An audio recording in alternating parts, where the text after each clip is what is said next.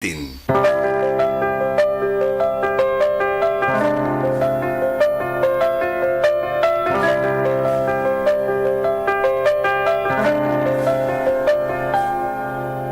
Sawari mo'y nag-iisa, lahat kanya-kanya, ngunit di man nagsasama.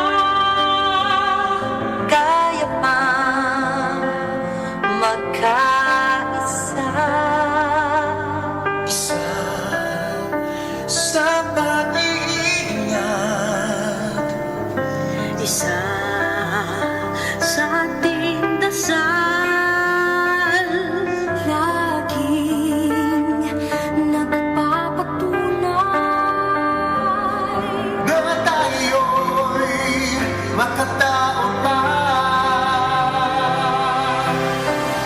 together we are being called to make a future world. The test we face is for us to prove that we can heal as one. We heal as one with kindness. We heal as one. We serve, we share, we show compassion. We heal as one. Sawari mo'y nag-iisa, but when we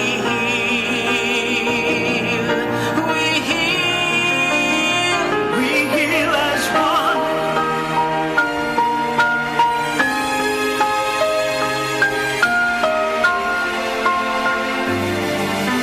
Isa sa pag-iingat, isa sa ating dasal, lahing nagpapatunay na tayo'y makatao pa. Together we are being called to make a future world. Test we face is for us to prove That we can heal as one. 'cause when we heal as one, We heal as one with kindness. We heal as one. We serve, we share, we show compassion. We heal as one. sawari mo'y nag-iisa. But when we heal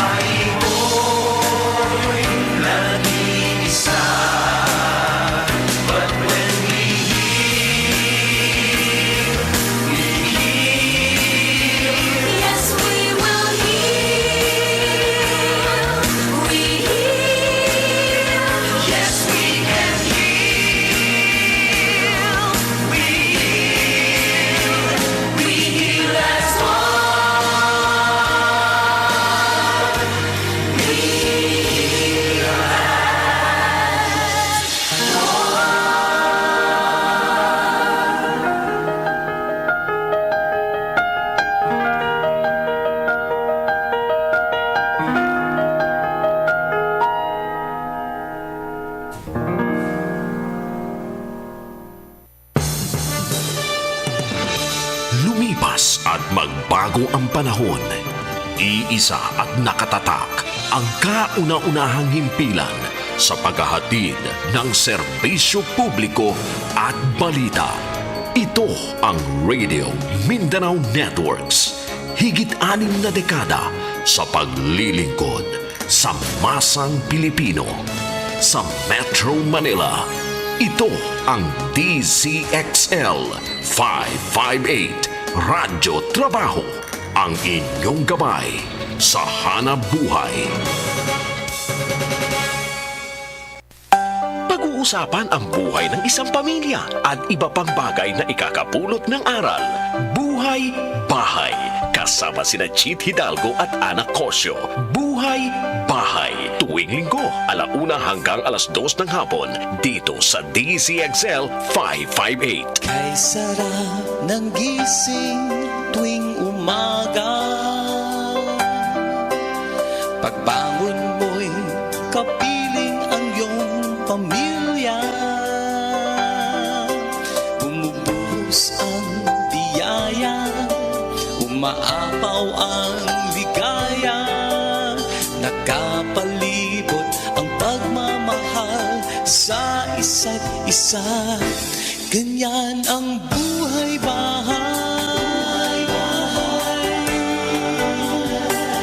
Kay saya ng buhay bahay. Walang pating ang pagtutulungan, walang upay ang pagbibigayan. Ganyan ang buhay. Ganyan sa bahay. Buhay bahay.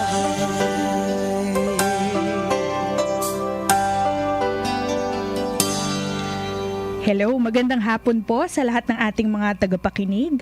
Kayo po ay nakikinig sa Buhay Bahay na inihahatid sa inyo ng Alliance for the Family Foundation at ng DZXL 558 Manila.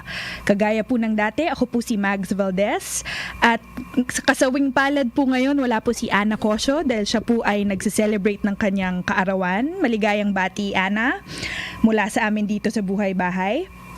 Pero kasama ko naman po ngayong hapon ang dalawa nating bisita sa Buhay Bahay.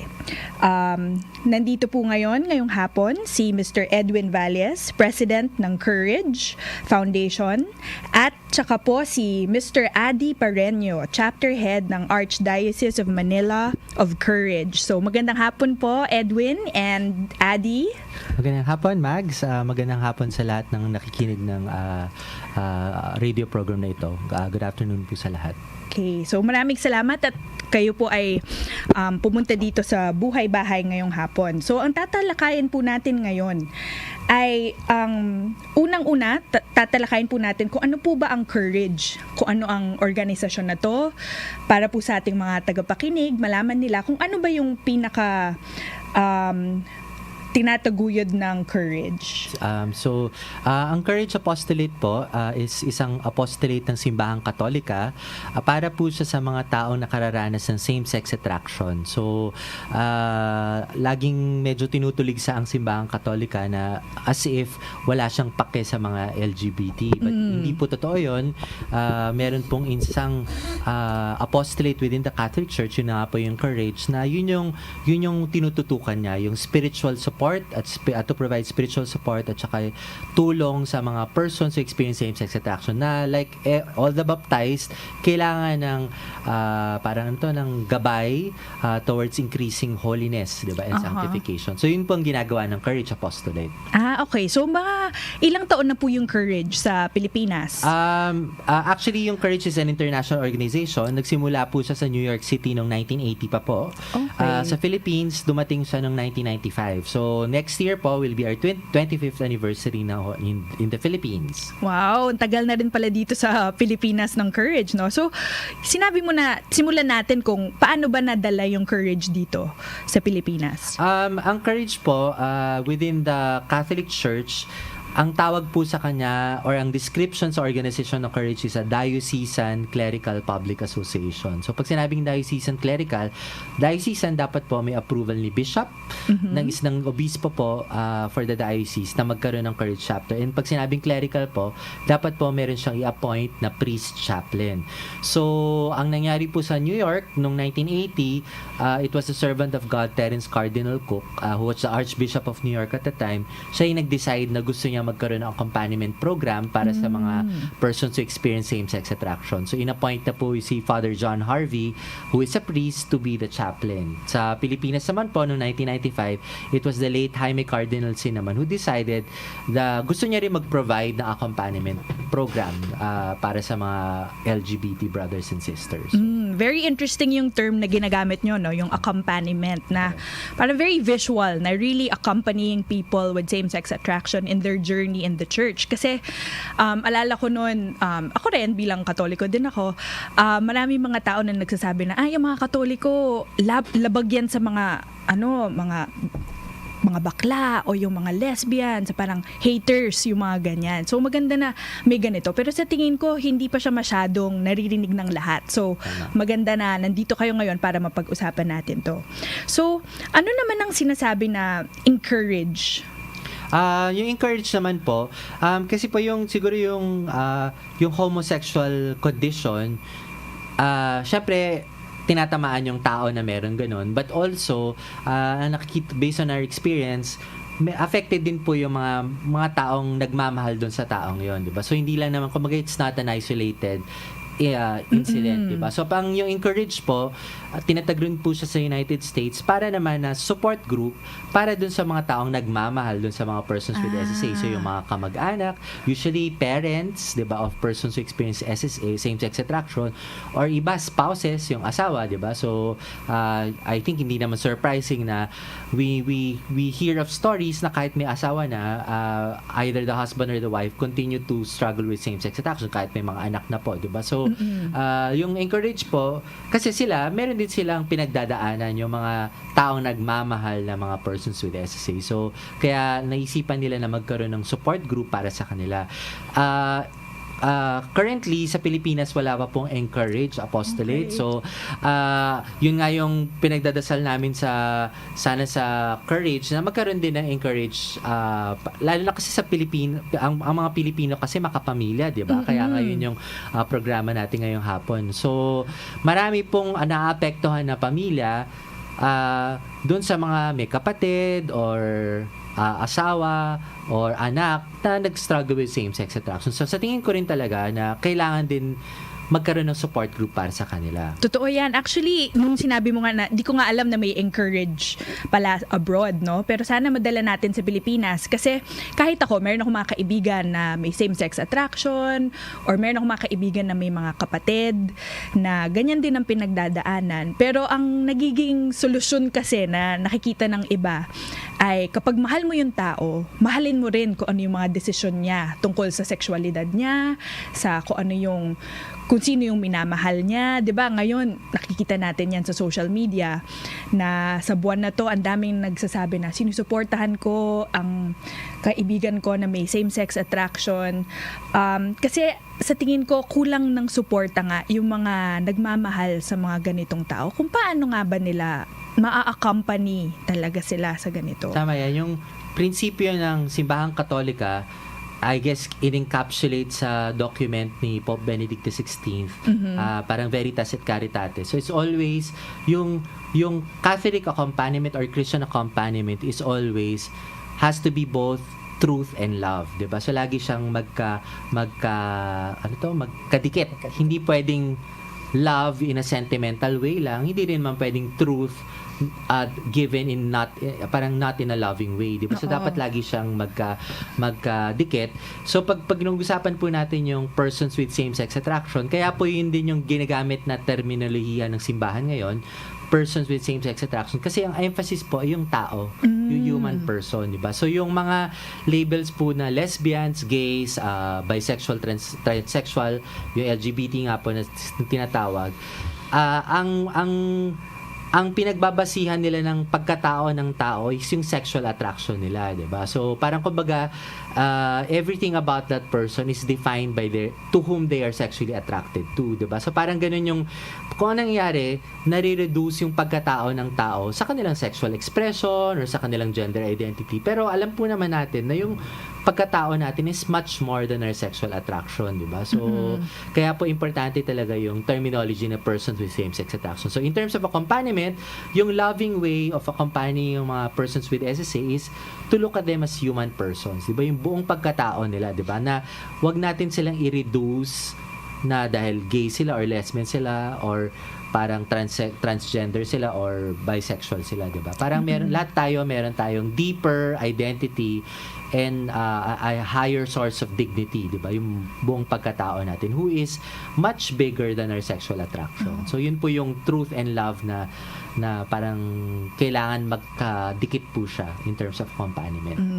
Maganda yan, no? Kasi lalo na sa kultura natin, 'di ba?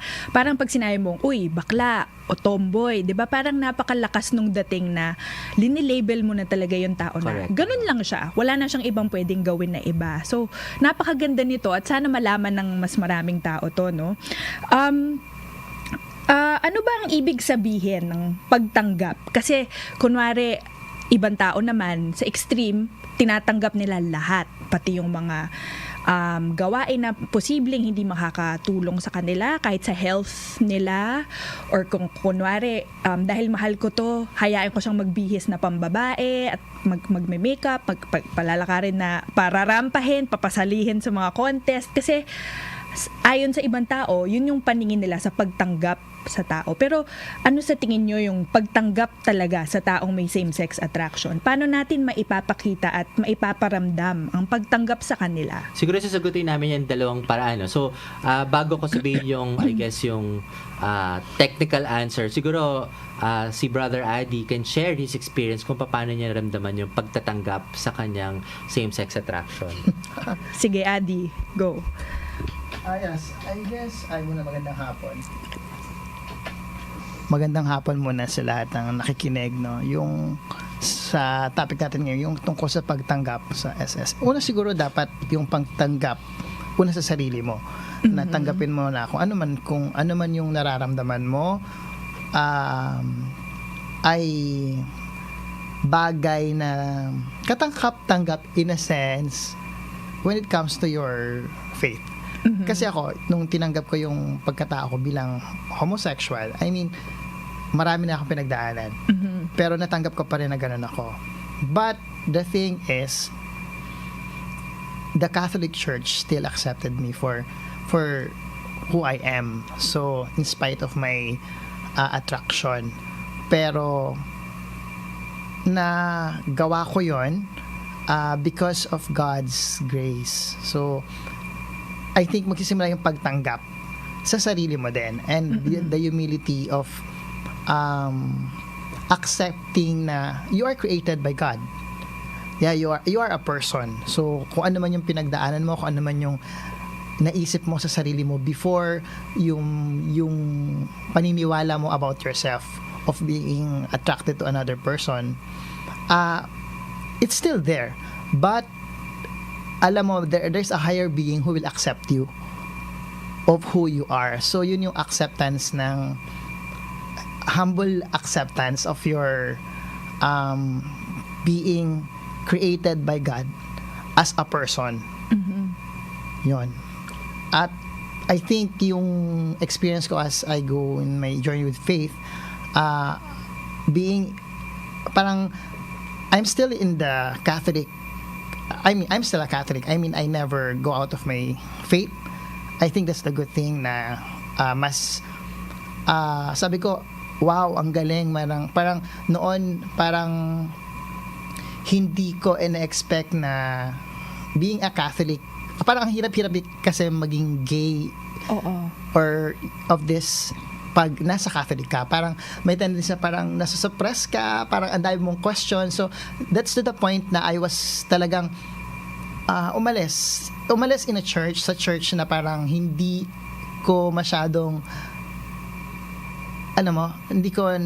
hindi ko inisip na, uy, ganito pala yung church natin. I mean, the sacraments, may mga sacraments ako na na-miss before na parang akala ko kasi parang hindi siya importante sa akin. Parang ginawa ko lang yun out of my own freedom. But nung na-realize ko yung at in the silence of my heart, when God called me, I made one good confession, reconciliation with the Lord. That's the time when I really come to accept myself, not myself, but God really accepted me and brought me back to His light, to His love, and because of His mercy, I was able to accept myself. Na yes, I'm this. I have this feeling. I have this attraction. I have this experience. But all of this, I came to realize na mali in a sense in my faith. Yung sa conscience ko of my relationship. Kasi if you find your relationship with God, I mean, everything else will follow na parang I have my relationship with God, and etong feeling ko na mali, I have to parang rely on God's grace. No, so all of this, may acceptance brought about by the grace of God. And I'm still, kumbaga, accepted ko pa rin na ito ako. And have friends who knows me na ganito pa rin ako. And they accept me. And I found another, parang family, maraming faith family na I've been open about my being this, but still they accepted me. And parang naging, parang ano pa sila, leading, parang naging instrumental pa sila into my growth, in my spiritual growth, especially in the Catholic faith. So, diyan mo nakita, importante talaga yung suporta ng pamilya, mga kaibigan, no? So, gusto ko lang maitanong, kasi nabanggit mo na nung mas bata ka pa, naramdaman mo na to. Meron bang naging conflict sa'yo? Kasi pinalaki kang Katoliko, at paano mo in-address yun? Was there a time na parang tinago mo yan? Or ano yung mga naramdaman mo noon na hindi nakatulong? Siguro yung maling notion tukol sa simbahan. Yung ako natatanda ako na parang lagi akong sinasabihin na mapupunta ka sa impyerno. Usually yun naman yung sinasabi na mapupunta ka sa impyerno. So parang sobrang natatakot talaga ako. Pero parang kahit natatakot ako, I still do these things. Parang sabi ko naman, I have a freedom. So ginawa ko pa rin yung mga feeling ko na nagagawa ko. Tapos I'm a member of isang organization, tapos umalis ako doon kasi feeling ko baka mali parang hindi ko magagawa dito yung mga gusto kong gawin kasi nga parang bawal, ganyan. So I explore, diba? Explore, tapos hindi ko rin naman sinabi sa family ko, but I know somehow alam din nila, but they came to accept at a time in my relationship na, kasi sinabi ko naman sa kanila, meron akong ganitong relationship at the time, ganyan. And they came to accept me. Siguro yun isa rin mabuti yun na in-accept din nila ako, na hindi rin naman ako nahirapan. Although mahirap for a long time, na parang, alam mo, may tinatago ka sa kanila. So, I think naging naging reason din yan para hindi ko ma-develop sa kanila yung relationship as a family, because I found more of my relationship outside of the family. Kasi doon ako accepted. Okay. Doon ko napapakita, nasasabi yung kasi pag sinabi ko sa kanila, siguro, I'm sure, hindi naman siguro magtatago, hindi wala labas ng pamilya ko, hindi ginawa. Kasi I remember, siguro, yung mga kapatid ko, sabihin sa akin na, bubugbugin kita, or gano'n. Kasi, pag nalaman kita namin na nagdadamit ka, ganyan. Tapos, so, umiiwas nila ako sa kanila. Kasi, parang, hindi ako accepted sa kanila. So, I find acceptance sa ibang tao, sa ibang grupo. Which is, I found acceptance. Pero nga, eventually, when I grew up, and experience these things. Pero, kumbaga, dumating din yung point na on my own, I was able to accept ang sarili ko. Parang, eto ako. But, more so, God accepted me for what I am. So, hindi ko naman kailangan baguhin yung sarili ko. Ito pa rin yung nararamdaman ko pa rin. Pero, at least, I know how to handle things. Parang, feeling ko hindi na ganun ka-importante yung relationship na hinahanap ko before. Oo. So because I have my relationship with God, and that's what's more important.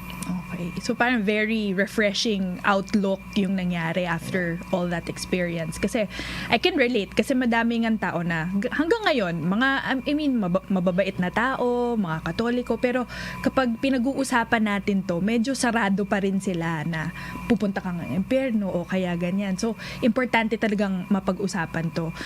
May gusto kang idagdag, Edwin? Siguro yung i-highlight ko lang dun sa experience ni Adi, no? So yung importante kasi dun sa acceptance is yung awareness natin na lahat tayo, yung personhood natin, lahat tayo anak ng Diyos, diba? So I think yun yung first and foremost fundamental identity nating lahat, diba? So, and because lahat tayo anak ng Diyos, and experience ni Adi na ganun, even if meron siyang same-sex attraction, diba? So yung fundamental identity niya as a child of God, dun siya tumugon, 'di ba? Parang yun yung naging mas patimbang sa kanya more than the sexual attraction to other males, 'di ba? So, and dahil tumugon siya dun sa deeper identity niya, eventually he felt that yun talaga siya, 'di ba? Yun yung personhood niya. So, in terms of accompaniment, I guess yun yung pinaka-importante.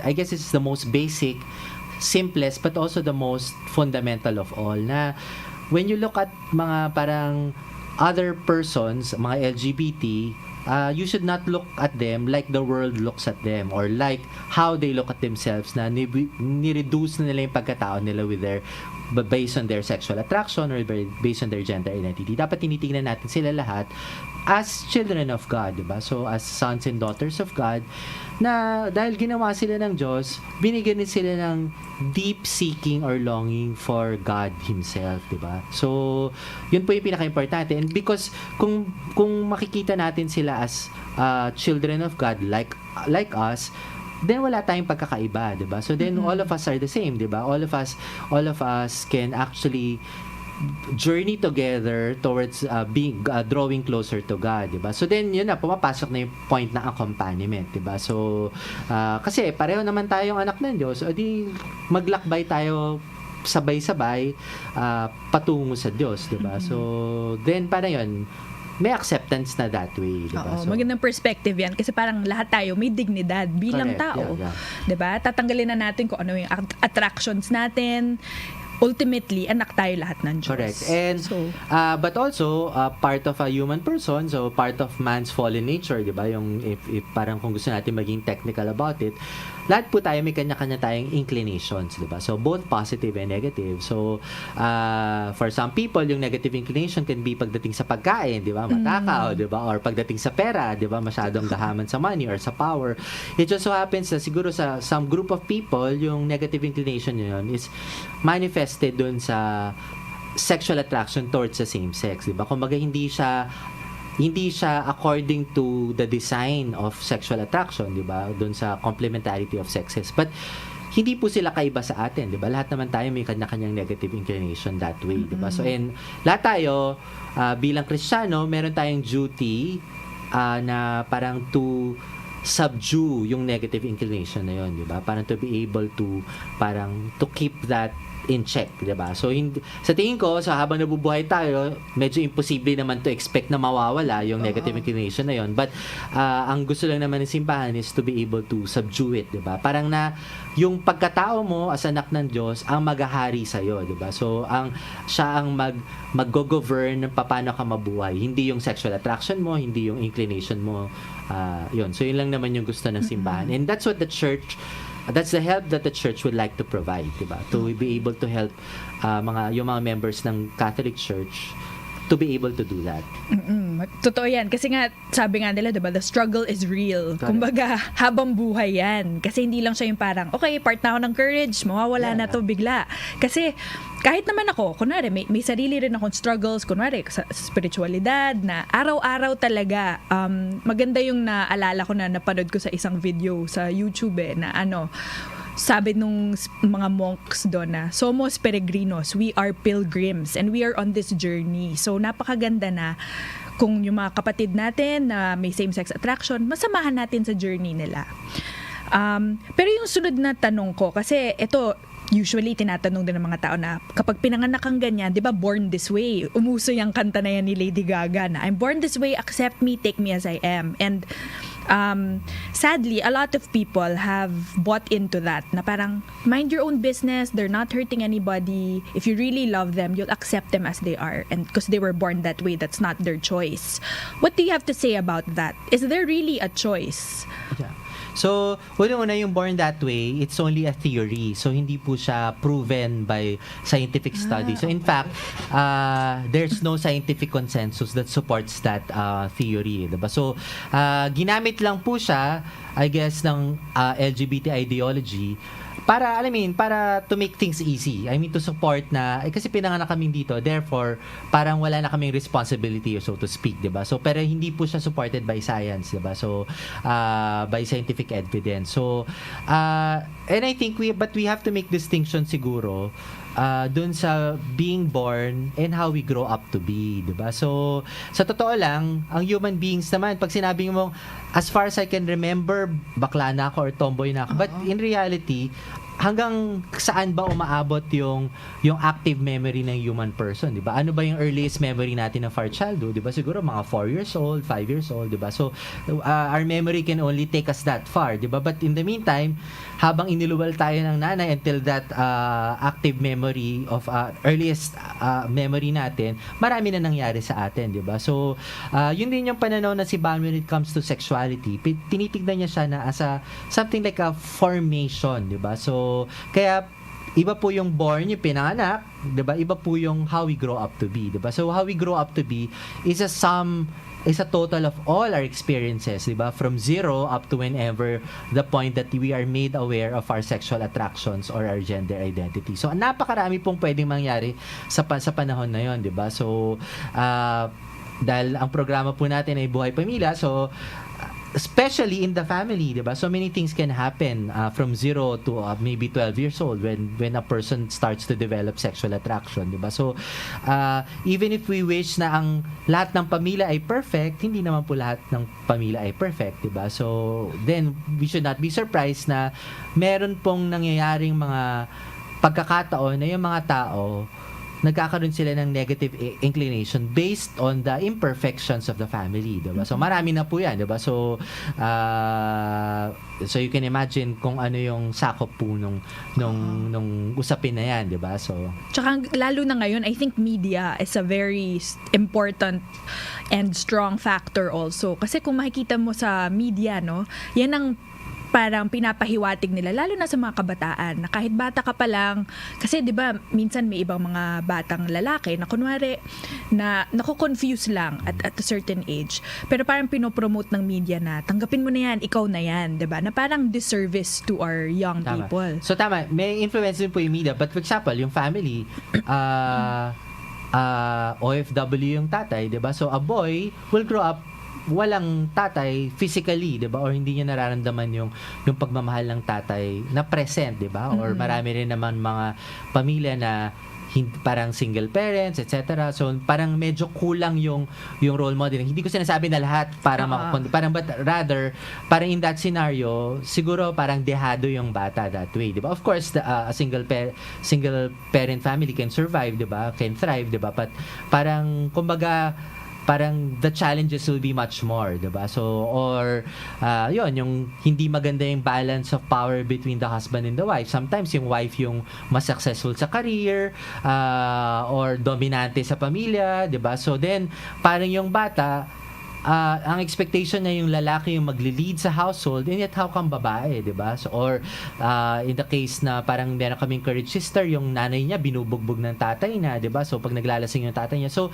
this courage sister didn't feel she wanted to become a woman kasi sa kanyang pananaw, sa kanyang experience, nakikita niya sa nanay niya, pag maging babae siya, mabubugbog siya, 'di ba? Or being female is perceived to be weak, 'di ba? So she didn't want to become a female that way. So, 'yun, naging butch yung kanyang personality. So talaga pong kaya if we make distinctions between being born and how we grow up to be, yung grow up to be nakadikit po siya sa pamilya, 'di ba? So napakarami pong pwedeng mangyari diyan. So sabi nga nila, 'di ba, it takes a village to raise a child, 'di ba? So habang lumalaki yung tao, parang that person grow up to be influenced by his parents, his or her parents, and the people around him, di ba? So usually ba yung mga kabataan or mga miyembro ng Courage, ganyan ba yung mga kwento na naririnig nyo?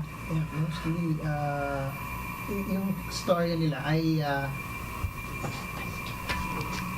yes, yeah, sorry. Yung story ng mga brothers natin, yung experience nila, talagang kumbaga humuhugot or nanggagaling doon kung how the family have brought them up. Parang yung mga relationship nila with their parents, with their brothers and sisters, and miski yung mga mga kamag-anak nila. Parang ganun, yung minsan yung kung ano man yung sila ngayon, based na rin doon sa na-experience nila doon sa buhay nila.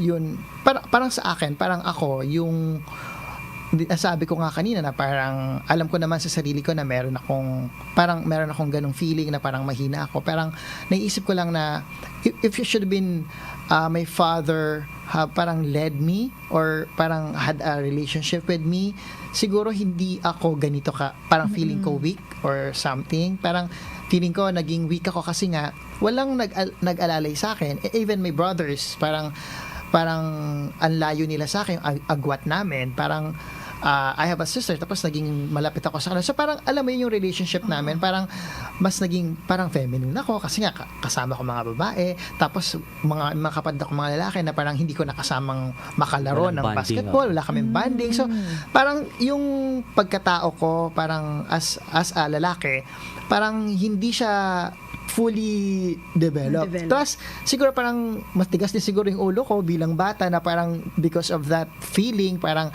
I ought to parang maging independent. So, I search on my own without the guidance of the persons that I need. Parang feeling ko at this time, at that time, na nag-guide ako. Parang, alam mo yun, parang kung ano yung pagkatao, tinanggap mo kung ano yung naging ka ngayon, kumbaga, product yun nung kung how was your life, parang naging experience mo as a person. So importante talaga ang relasyon, no? Relationship. Yes. Parang man was really meant for relationship, no? Being in relationship with other people, and it starts with the family. At doon mo nakita ang ideal talaga na nanay at tatay nandun at yung presensya nila pantay. Yung guidance, At may guidance na naibibigay. Sige. So, ito naman, usually tinatanong din ng iba na parang, ano yung courage na yan? Posible bang mawala ang same-sex attractions sa taong may mga ganito? May mga ganyan ba kayong kaso na siguro masasabi nating success story kahit hindi dito sa Pilipinas o kaya sa Amerika? Ano yung mga kwento ng mga taong tinanggap yan, ang courage, at paano nagbago yung buhay nila? Siguro, just to clarify, ito medyo common question to para heterosexuality is not the cure of homosexuality, diba? So parang just to say that off the bat, diba? So sa pananaw ng simbahan, ang official teaching ng church, ang homosexual inclination or homosexual act is considered a vice, diba? So negative inclination yan. So ang opposite ng vice is virtue, diba? So kung manifestation of lustfulness ang same-sex attraction, ang opposite niya is chastity. So yung chastity po yun po yung nakikita ng simbahan as the virtue to be able to address homosexual attraction, diba? So, it doesn't mean na mawawala yung homosexual attraction, but pag sinabing chastity, it's reason over passion, diba? So, yung buong pagkatao ng tao, yung pagkaanak ng Diyos ng isang tao, yun ang nagahari sa kanya mga passions, diba? And also, pagdating sa vocation, whether married life or priesthood or single blessedness, ang prerequisite talaga hindi naman heterosexuality, 'di ba? Ang prerequisite diyan ay chastity, 'di ba? So once a person is chaste, once na yung reason niya or yung sonship or daughtership of God niya ang nagre-reign sa kanya, then that person is free to pursue any of the vocations, whether married life, whether religious life, or single blessedness. So, in the case of courage, meron na po kami mga courage brothers na nag-asawa kasi parang they were able to grow in the virtue of chastity sufficiently enough to pursue the marriage vocation. Meron din naman kaming naging courage member na nagpari rin, 'di ba? So, and then some are also have committed their single life towards the service of the church, 'di ba? So kasi ang prerequisite is chastity, 'di ba? So in that sense, parang because parang yun yung first goal ng courage, chastity. In that sense, marami na po kaming natulungan that way, 'di ba? Kasi parang across the almost 25 years of history of courage, marami man na nag-grow ng chastity na members ng courage, 'di ba? So enough to pursue whatever vocation that was meant for them. So it's courage to grow in virtue more than anything. And I think lahat tayo tinatawag naman para maging virtuous. Kahit hindi ka may same-sex attraction, kahit single ka, you're still called to be chaste, no? Tama. So, I think yan yung napaka-importante kasi parang ibang tao iniisip nila na parang binabago nila yung pagkatao mo o kaya conversion therapy ang dating, no? Na I think it's very popular in the States. There are certain groups na yun yung pinopromote. So, ang ganda ng approach pala ng simbahan, no? Na it's really more about growing in virtue. So, gusto ko lang kayo tanungin dito nung nakaraang buwan kasi may nag-viral sa social media na Facebook post ng isang fashion designer na nag-post ng "Why I am running away and turning my back on homosexuality." At ito ay pinublish sa isang magazine sa kanilang website. Marami yung sumuporta sa kanya, ngunit marami rin ang tumuligsa. At karamihan sa mga tumuligsa ay mga LGBT. So bakit kaya ganito na lamang ang reaksyon nila? May mga ganitong reaksyon na karanasan na rin ba kayo? Yeah, so I think yung person in question was the designer Gian Lasala, 'di ba? So I think he was interviewed by a fashion magazine, and in that particular interview, sinabi niya na because he belongs to a Christian church, na naranasan niya yung pagmamahal ni Jesus, kagaya ng naranasan ni Brother Adi. So because of that, ginusto niya na mas mahalin pa si Jesus by pursuing a life that is faithful, 'di ba, to the teachings of Christian faith, 'di ba? So kaya niya yun yung konteksto ng kanyang interview, but sadly yung mga LGBT parang really attacked that particular article, forced the magazine to actually take it down, 'di ba? So ganun ka severe yung parang yung anger nila or animosity nila or expression of their anger and animosity, 'di ba? So which is sad kasi itong LGBT groups na to, they keep on saying na they're after equality, they're after parang freedom of expression, and yet when people express themselves to be different, to have an opinion different from them, galit na galit sila, 'di ba? And they suppress such freedom of expression. So very ironic na they're asking for freedom but they're not willing to extend that to other people who express a different opinion from theirs, 'di ba? So I think yun yung sad part, 'di ba? And I guess yun na yung nangyari sa United States, 'di ba? So kaya po I guess yung Catholic Church and even yung Courage, yung mga were very skeptical, 'di ba? With the bills that are being passed in Congress when it comes to this. So diyan na po pumapasok yung Sexual Orientation and Gender Identity Equality Bill, and also yung Same-Sex Union Bill, 'di ba? So syempre yung SOGI bill, yung tinatawag na Sexual Orientation and Gender Identity Equality Bill na being passed in Congress now, it's packaged na parang, it's freedom, it's equality, diba? It's rights. But parang in reality, as nangyari sa States, at kagaya ng pinakita nila nangyari dun sa article, sa feature article ni Gian Lasala, it's really more ideology-driven, diba? Parang hindi talaga siya they're after rights or equality, but rather, they want to ram to everyone's throats na parang tanggapin niyo yung lifestyle namin or else, 'di ba? So ganun yung nangyayari sa States. I wouldn't be surprised na kung bakit ganyan din yung approach nila dito sa Pilipinas. I think sa epekto din ng media yan. Kasi nakikita ng maraming Pilipino, alam mo naman, mahilig tayo sa mga Western influence at kung ano yung nangyayari doon, makikigaya din tayo. Kaya yun na nga yung isang nakikita kong issue ngayon sa mga kabataan na in the name of tolerance, they celebrate the lifestyles of the minority or the other people that may not necessarily be supported by a lot of our people here in the Philippines, especially since we're a Christian nation, no? Pero kayo, sa inyong experience, meron bang nangyari na parang nung nalaman nila na nag-courage kayo, ganyan, meron rin ba kayo mga kaibigan na nawala o kaya tinutulig sa kayo na napaka-bigoted mo naman or hypocrite, get off your high horse? Ano yung makikwento mo dyan? So, before mag-share si Adi sa kanyang personal experience. So, yung sa Courage Philippines na Facebook page, may Facebook page kami. I remember in 2017 ba? Or early 2018. Nag-post kami inviting people to attend the introduction seminar, which is like parang like getting to know what courage is lang. Grabe na bash kami sa Facebook. So I think in the history of the Courage Philippines Facebook page, yun na ating pinakamaraming views. Siguro we're talking about mga 200,000 views. And I think mga 90% of that was very negative. Talagang para exactly yung mga words na parang you're bigot, ganyan, yung hypocrite, etc. etc. But I think we have to give credit where credit is due. Yung LGBT ideology, very smart yung campaign nila, yung communication campaign nila. Talagang pinackage nila siya into para I guess yung mga ideal pursuits as equality, as freedom, as rights. But in reality, like for example, if you go to a gay pride parade, doon siya magsisimula, pero habang gumagabi na, makikita mo na talaga yung totoong kulay ng mga gay pride parades. It's really about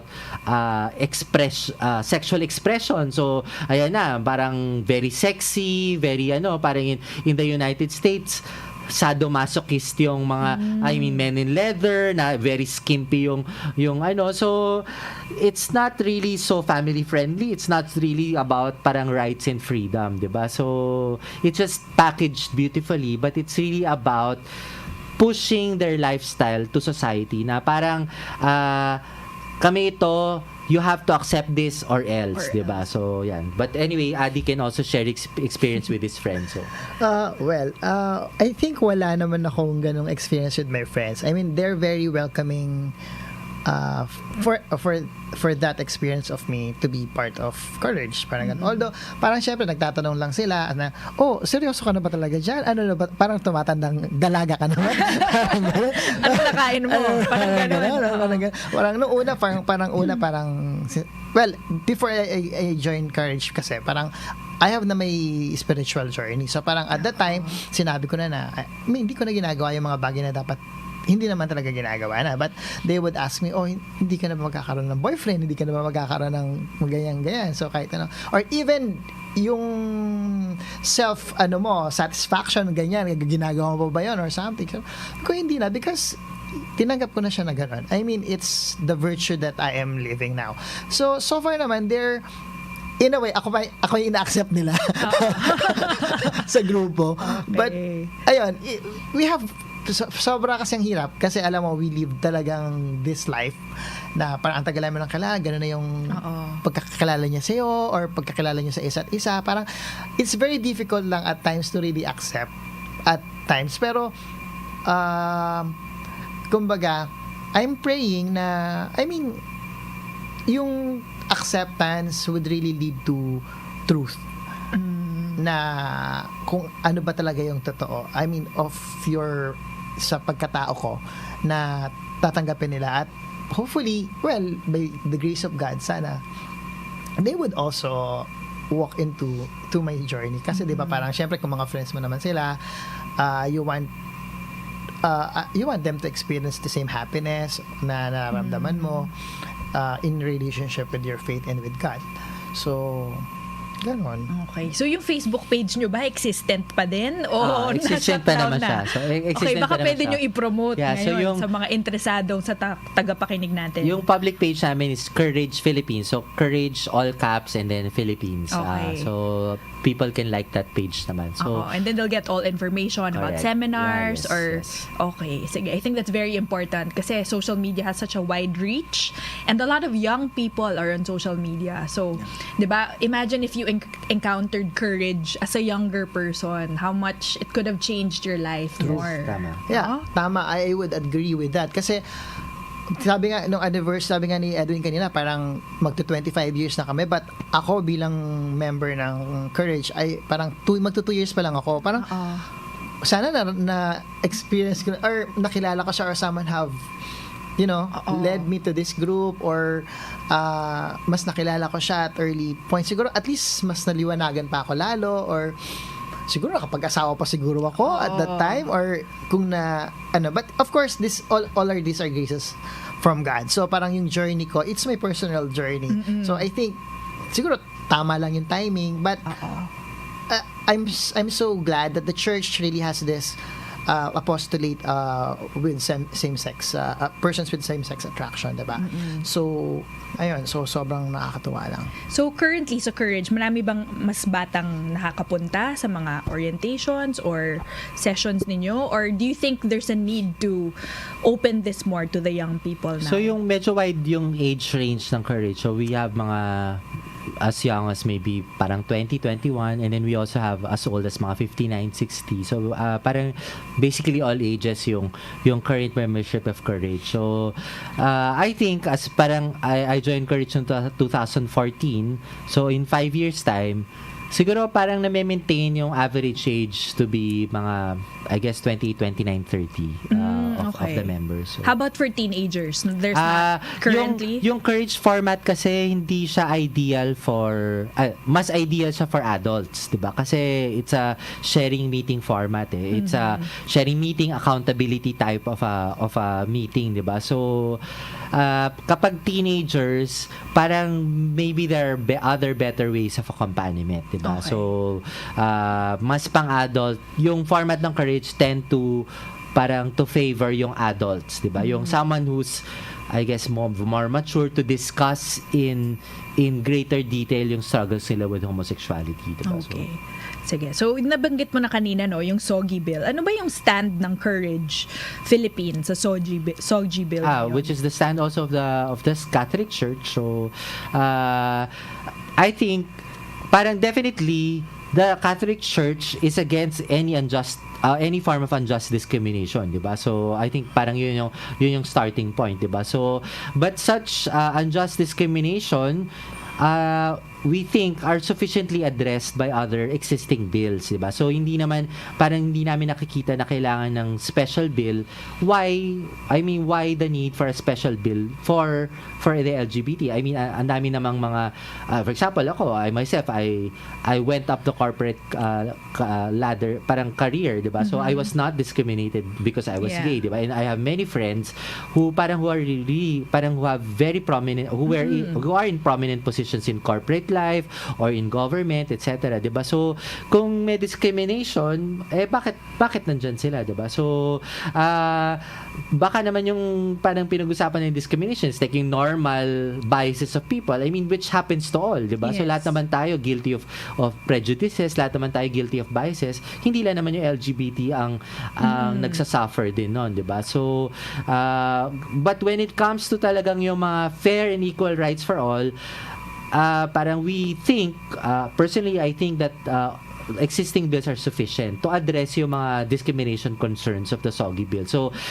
which leaves us na ang ibig sabihin talaga niyan is parang it's really just a foot in the door. Parang we interpret that pushing of the SOGI bill as parang to make sure that parang it opens up yung same-sex marriage bill, 'di ba? Parang it paves the way for other bills that will legislate and institutionalize the gay lifestyle, 'di ba? So in society, 'di ba? So una-una they're free naman to pursue it. Wala naman, hindi naman pinagbabawal, hindi naman sila pinapakulong, 'di ba? So but why institutionalize it, 'di ba?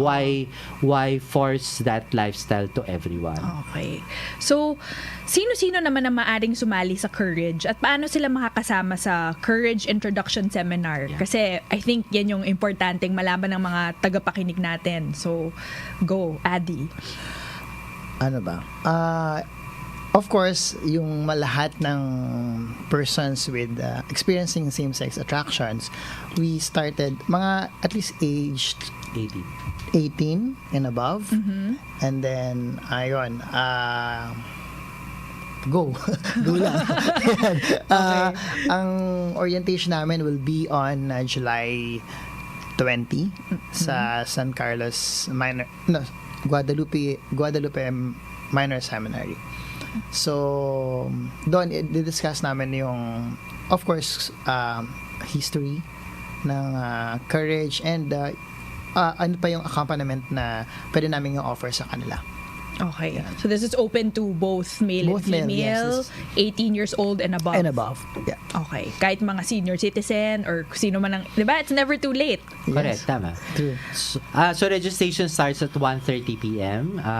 So actually the best way to do it is yun, to send message dun sa Facebook page Okay. para parang to reserve slots for it. So actually wala naman siya commitment, 'di ba? So it's really more like a discernment. So yung mga taong nag-struggle with same-sex attraction who desire to live lives that are faithful to the church, baka inisip nila baka kailangan nila ng support group, so they can discern for themselves if courage is for them, diba? So wala naman siyang commitment na Oo. nasasali agad or wala. Parang it's just Hindi really naman siya like- networking o kahit ano, no? Yes. More of support group at yun. So, Courage introduction seminar sa July 20 sa seminary sa Guadalupe, no? That yun yung nakikita natin sa may MRT station Yes, along that's right. EDSA. Minor seminary. Minor seminary. And then, if they just go there on July 20, starting 1:30 p.m. until what time? around mga 5 Until to 5 6, p.m.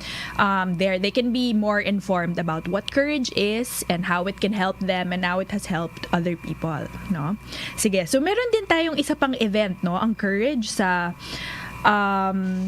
August 1. Ano naman ang magaganap doon? So yung August 1 naman, it's a national conference on accompaniment of persons with same-sex attraction. So ang target talaga ng conference, so this is a joint project of Courage and the CBCP Episcopal Commission on Family and Life, diba? So of which Alfie belongs also, diba? So magkapatid tayo in that under that umbrella. So ang target nito will be dun sa mga persons who are in a position to accompany. So we're talking about formators, animators, campus ministry, educators, counselors, spiritual directors, and other pastoral leaders, diba? So yun. So it's going to be one whole day, August 1, at San Carlos Lay Force Main Chapel, dun sa main chapel sa Lay Force. So yun, it's basically a kick-off of the 25th anniversary celebrations of Courage. So, wow. sa tingin namin, sa 25 years ng Courage, siguro meron naman kaming natutunan in terms of accompanying persons with same-sex attraction that we would like to share to other people who could be in a position to accompany, diba? So yun yung main thrust nung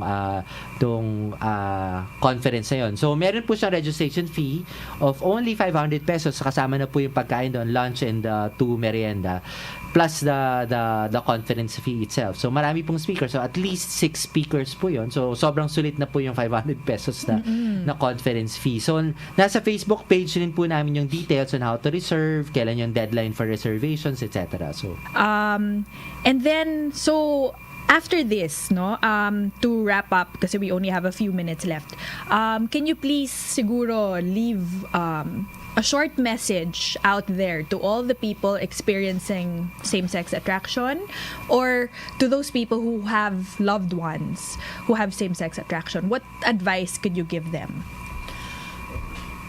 First of all, dun sa family na they have this person na having same-sex attraction, I believe first, of course, they have put it into prayer, diba? Ask God for the guidance. At sana wag mawala yung pagmamahal nila talaga dun sa mga mahal nila sa buhay. Because I think that's very important. Their love and acceptance, quote unquote, and just lead them. Just be there when they need them. Kasi importante na they will come a time that this person really ask their love, kung ano man yun, just be there, be present for them, and accompany them in a way, in a loving way, na their love for them really make them feel secure as a person, na parang hindi na nila kailangang hanapin yung pagmamahal na yun sa ibang tao, because they are being loved by the family, and let that love grow in themselves in a right way, in that right kind of love, diba? Doon naman sa mga katulad namin na meron a same-sex attraction, sana they continue to give themselves a chance to know more of their relationship with first and foremost with God. Sana wag sanang nawawala yan. Lalo na at this point in time na parang marami nang tinuturo ang mundo sa atin, but let God teach them how to love and to love themselves and to love another person rightly. Parang ganun. And be reminded they are created by God and they are loved first and foremost by God. Okay. Edwin? So ako naman, so parang stemming off from what Brother Adi shared. So para doon sa mga persons na nakakaranas ng same-sex attraction, tama yon. So hanapin niyo pakinggan niyo yung deep inner voice na parang na hinahanap ang Diyos, 'di ba? So siguro ang recommendation ko in addition to that is mahanap niyo yung boses na yon sa simbahan, 'di ba? So sa simbahang Katolika na kumbaga tingnan niyo yung, di ba pag namomroblema tayo, pag meron tayong pinagdadaan sa buhay, di ba dumudulog naman tayo sa simbahan at nararamdaman natin yung mga times na low tayo na tumutugon ng simbahan, di ba? So, kasi ang simbahan ay parang nanay, di ba? So, yung nanay talaga, parang they have the best of our interests at heart, di ba? So, ganun din. So, pag merong turo ang simbahan, isipin natin natin na baka naman para sa ikabubuti ko to, 'di ba? So kaya tayo dumulog doon, 'di ba? So marami pong pwedeng maibigay sa simbahan, sakramento, salita ng Diyos, etc., fellowship and communion. So yun po yung malaking tulong. Doon sa mga nagmamahal na mga persons with same-sex attraction, talagang isipin natin na anak din sila ng Diyos. Hindi lang natin sila anak, hindi lang natin sila asawa or kaibigan. Na dahil anak sila ng Diyos, meron din plano ang Diyos para sa kanila, 'di ba? So na maaaring mas malaki pa kaysa sa plano natin sa kanila, 'di ba? So sometimes kailangan din natin mag-surrender kay God and allow God to work in their lives, 'di ba? So I guess ang pinaka-importanting way to access that is pray for them, 'di ba? So pagdasal niyo sila and be Christ-like for them, 'di ba? Be present for them. Yun na nga yung sinabi ni Brother Adi. So yun lang yung masasabi, ma-advise ko lang po as a final word.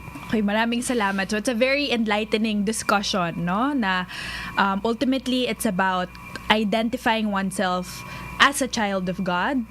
You're more than your sexuality, and for people accompanying people with same-sex attraction, it's important to first and foremost love them and accept them and help them in accepting that as well, which entails a lot of humility and truth as well, which you mentioned.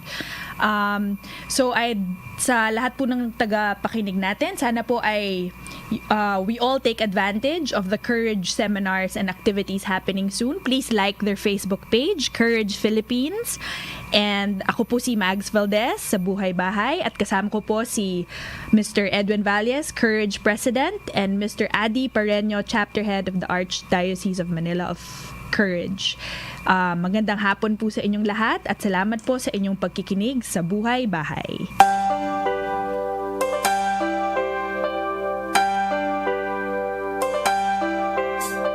Kay sarap ng gising tuwing umaga, pagbangon mo'y kapiling ang iyong pamilya, bumubuhos ang... Ngayong panahon ng enhanced community quarantine, gawing makabuluhan ang buhay habang nasa bahay. Para ikaw ay hindi ma-stress, okay lang manood ng mga nakakatawang videos sa social media.